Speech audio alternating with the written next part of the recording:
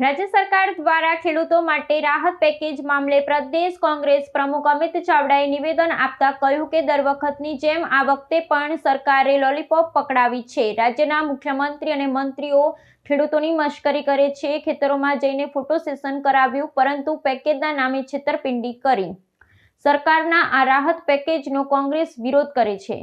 જે રીતે છેલ્લા 10 વર્ષોથી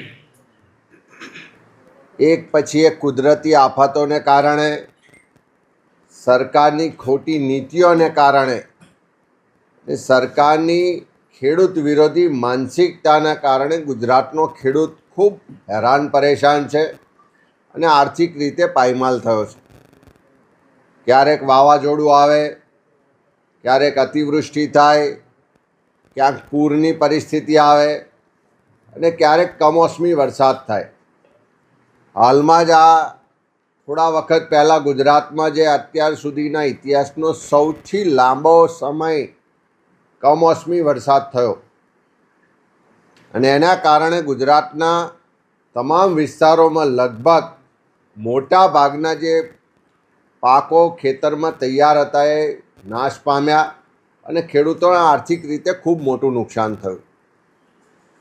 ખેડૂતો સરકાર પાસે જ્યારે અપેક્ષા રાખતા હતા કે આવા તકલીફના વખતમાં સરકાર મદદમાં આવશે, ખેડૂતોની વહારે થશે અને ખેડૂતોને આ મુશ્કેલીમાંથી ઉગાડશે, સરકારે ખૂબ ઢોલ પીટી અને જાહેરાતો પણ કરી કે અમે ખેડૂતોના ખેતરમાં જઈશું, સાચી પરિસ્થિતિનો અભ્યાસ કરીશું ને ખેડૂતોને મદદ કરીશું।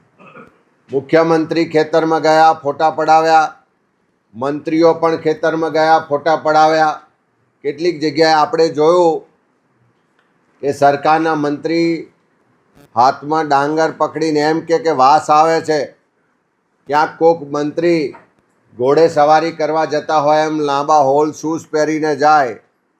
આખી પરિસ્થિતિ પછી ખેડૂતોને સરકાર પાસે ખૂબ મોટી આશા અને અપેક્ષા હતી, પણ જે રીતે સરકારે પેકેજ જાહેર કર્યું, જાહેરાતો તો ખૂબ કરી કે 10,000 કરોડ રૂપિયાનું પેકેજ, ઐતિહાસિક પેકેજ છે, પણ આખા ગુજરાતમાં જે ખેડૂતોની સ્થિતિ છે કે કેન્દ્ર સરકારે પાર્લામેન્ટમાં આપેલા આંકડા મુજબ ગુજરાતના ખેડૂતો પર 1.5 લાખ કરોડ રૂપિયાનું દેવું છે અને 50 લાખ કરતાં વધારે ખેડૂતો જે બેન્કોમાંથી ધિરાણ લીધું છે, આંકડા જોડે મેચ કરીએ તો લગભગ એક ખેડૂતના માથે 56,000 રૂપિયાનું દેવું છે। આ દેવું કેવી રીતે ભરાશે એની ખેડૂતોમાં ચિંતા છે। બીજી બાજુ સરકારે જાહેરાત કરી કે 42 લાખ હેક્ટર વિસ્તારમાં જે તૈયાર પાક હતો, ખેતી હતી, એ નષ્ટ પામી।